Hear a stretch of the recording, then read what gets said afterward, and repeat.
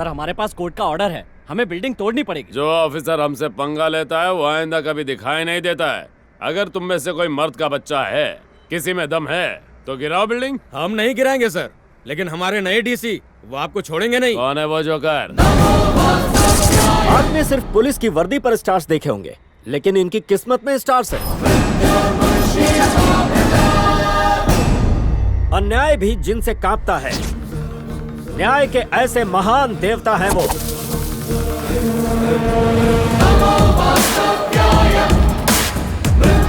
कौन है बे तू? तुझे इंट्रोडक्शन देने की मुझे कोई जरूरत नहीं। तेरी इतनी औकात नहीं है कि तू मुझे जान सके। शायद तू ये नहीं जानता कि मैं कौन हूँ। तू वो गुंडा है जो जमीन हड़प कर उसी जमीन पर बिल्डिंगें बनाता है। ऐसी जगह ट्रांसफर करूंगा कि पीने का पानी भी नहीं मिलेगा। अगर हिम्मत है तो आगे बढ़।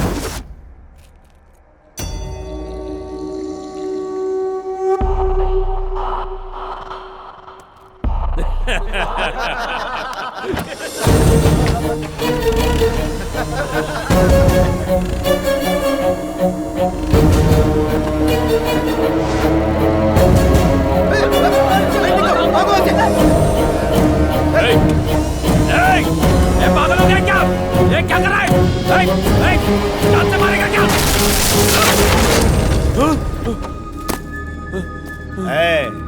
5 साल पावर में रहकर जब तुझमें इतना घमंड आ सकता है तो 158 साल पावरफुल पोस्ट में रहने वाले मुझ में कितना घमंड होगा। सुनो इंस्पेक्टर सर, गवर्नमेंट ऑफिसर्स की ड्यूटी में रुकावट और उन्हें धमकाने के जुर्म में इसे अंदर डालो। पागल हो गया है क्या? एक बार और सोच ले। सोचना तब पड़ता है जब गलत काम करना हो। सही काम करने के लिए सोचने की जरूरत नहीं पड़ती। मैं तुझे छोड़ूंगा नहीं।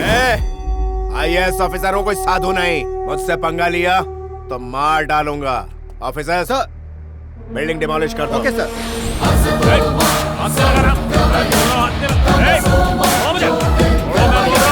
कुछ दिनों बाद वो कॉर्पोरेटर जेल से छूट गया और तुम्हारे घर के बाहर आकर हंगामा करने लगा। चल बाहर आना, चूड़ियां पहनी क्या? छोड़ो रे। तू बहुत पछताएगा। मैं तुझे और तेरे परिवार को मार दूंगा। तुम्हारा भाई बड़ा गुस्से वाला था। जब उसे इस बात का पता चला तो वो बदला लेने कॉर्पोरेटर के घर चला गया।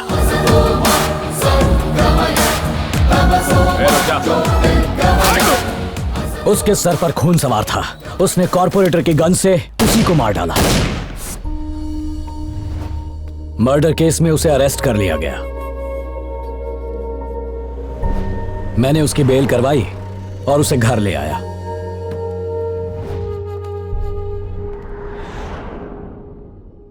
और अगले ही दिन उसने खुदकुशी कर ली।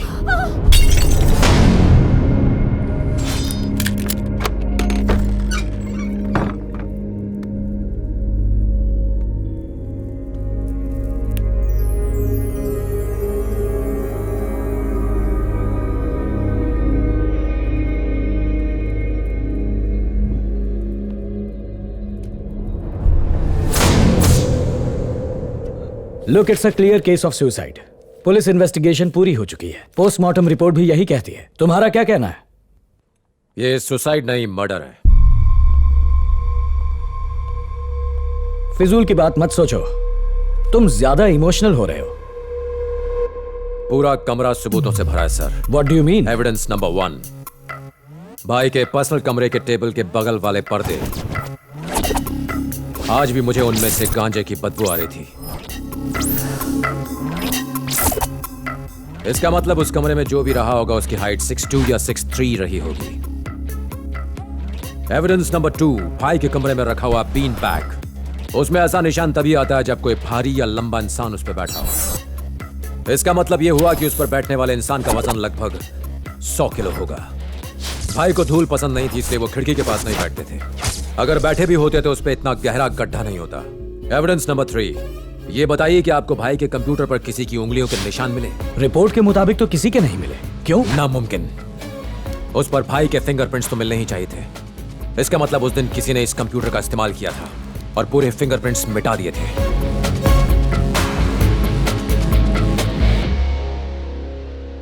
लास्ट एविडेंस है भाई के गले में लगा हुआ फंदा। आपने गांठ पर गौर किया? जिसने भी वो फंदा बांधा है वो लेफ्ट हैंडेड था, जबकि भाई राइट हैंडेड थे।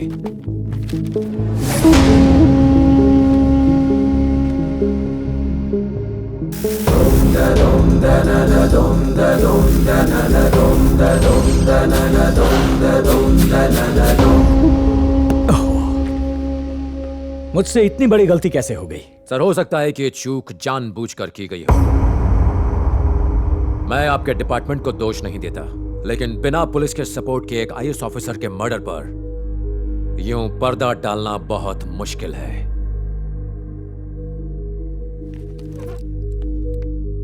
राम, इस केस को मैं पर्सनली इन्वेस्टिगेट करूंगा।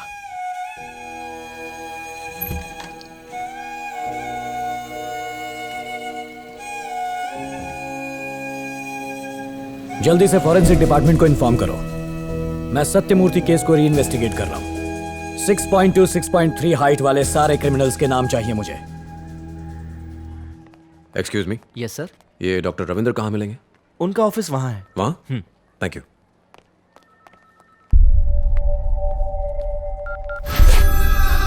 हाँ बोल। राम डॉक्टर रविंद्र से मिलने आए हैं। मुझे डॉक्टर रविंद्र से मिलना है। रविंद्र सर तो 2 दिन की छुट्टी पर है।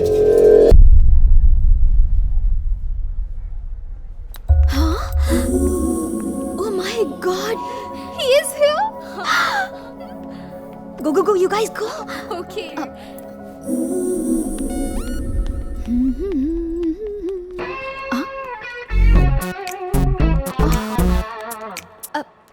Hey, hi. Hey, तुम यहाँ कैसे? डॉक्टर रविंद्र से मिलने आया था। ओह, तो फिर मिले? नहीं, वो आज छुट्टी पर हैं। क्या डॉक्टर रविंद्र आज छुट्टी पर हैं? किसी ने मजाक किया होगा। No worries, come, I will take you there. मैंने कहा था ना डॉक्टर यही मिलेंगे। हाय डॉक्टर, ये आईएएस ऑफिसर सत्यमूर्ति के छोटे भाई हैं। He wants to meet you. मैं इनसे अकेले में बात करना चाहता हूँ। Can I? Of course. Thank you. या बैठ सकता हूँ? Thank you.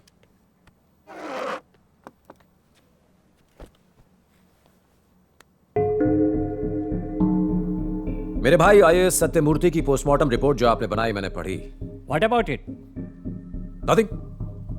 अगर कोई लटक कर सुसाइड करता है तो उसके गले पर वी मार्क होता है। अगर कोई जबरदस्ती फंदा डाले तो ओ मार्क होता है। मेरे भाई के गले पर ओ मार्क था। रिपोर्ट तो सही है ना? कहना क्या चाहते हो? कोई कुछ भी कहेगा और मैं रिपोर्ट बदल दूंगा। मैंने ये कब कहा? ये तुम खुद कह रहे हो। देखो, तुम आर्मी ऑफिसर हो तो अपना दिमाग बॉर्डर पर लगाओ। मुझे यहाँ भाषण देने की कोई जरूरत नहीं है। सुनो, पोस्टमार्टम होने के बाद ये रिपोर्ट बनाई गई है। अगर तुम्हें कोई प्रॉब्लम लग रही है तो जाके पुलिस में रिपोर्ट करो। मेरे पास तुम्हारी बकवास के लिए टाइम नहीं है। अब तुम जा सकते हो।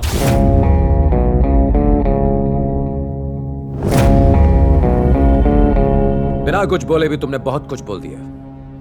मैं बहुत जल्द वापस आऊंगा।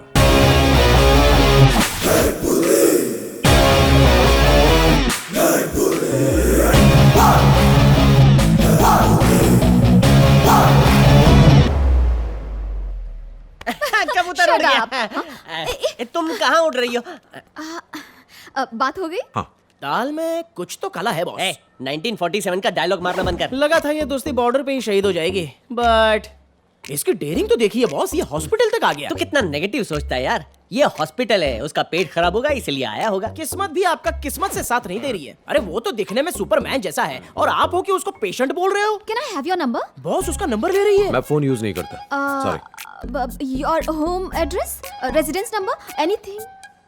घर शिफ्ट करने वाला हूं। आप एक नंबर के भोले भंडारी हो। सबसे पहले शुरुआत होगी चैटिंग से, चैटिंग के बाद फिर मीटिंग होगी और मीटिंग के बाद शॉपिंग होगी, फिर वो उसको घर लेने और छोड़ने आएगा और उसके बाद शादी की बात चलेगी और फिर अब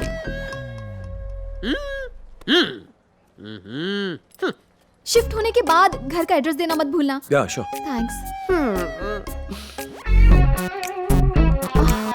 बाय।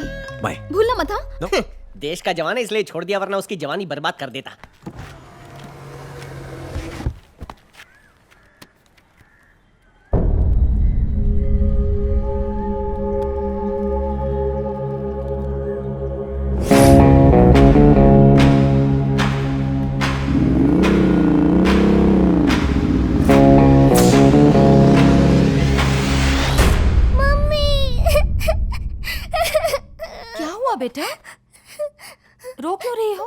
पापा अच्छे नहीं थे। ये किसने कहा? मेरे फ्रेंड्स बोल रहे हैं। ऋतु आओ, कम बैठो, कम। पापा को सबसे ज्यादा कौन जानता है? मैं जानती हूँ। है ना? और तुम्हारी माँ? उन्हें नहीं पता। नहीं पता? मैं मुझसे ज्यादा आप भी नहीं जानते। तुमसे ज्यादा नहीं जानता? अच्छा, तुम्हारे पापा के बारे में कुछ पूछूं?